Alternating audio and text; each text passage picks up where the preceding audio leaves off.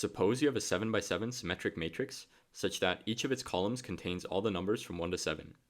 What is the probability that the diagonal contains all the numbers from 1 to 7? If you want to try the problem yourself, pause the video here and come back for the solution.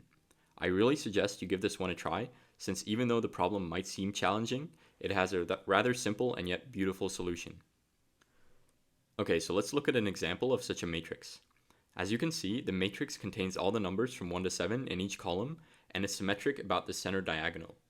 Now, in this case, we can see that on the diagonal of this matrix, each of the 7 numbers from 1 to 7 appears exactly once.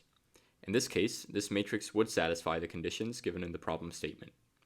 Now, normally, to find the probability of this matrix fulfilling the condition, we try to find the number of matrices that do fulfill this condition and divide this number by the total number of symmetric 7 by 7 matrices whose columns contain the numbers from 1 to 7.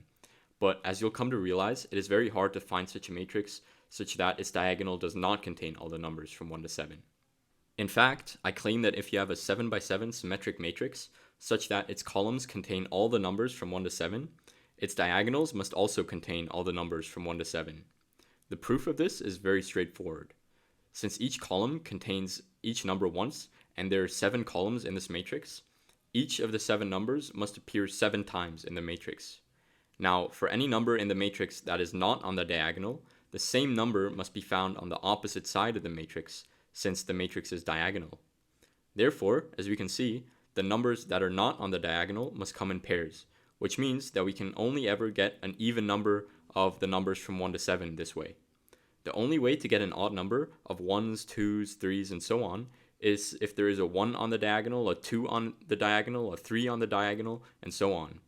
For example, in our matrix here, all the 5s that are not on the diagonal come in pairs. So to get an odd number of 5s, there must be 1 5 on the diagonal. Since this is the case for all the numbers from 1 to 7, we must have that all the numbers are on the diagonal. Alright, so this immediately implies that the probability that the diagonal contains all the numbers from 1 to 7 is 1, meaning that it always happens. I think this is a great problem to teach us to take a step back from the problem and examine it from further away before trying to calculate anything, since we might save ourselves a lot of work and time that way. In any case, I hope you enjoyed this problem and hope to see you again next time.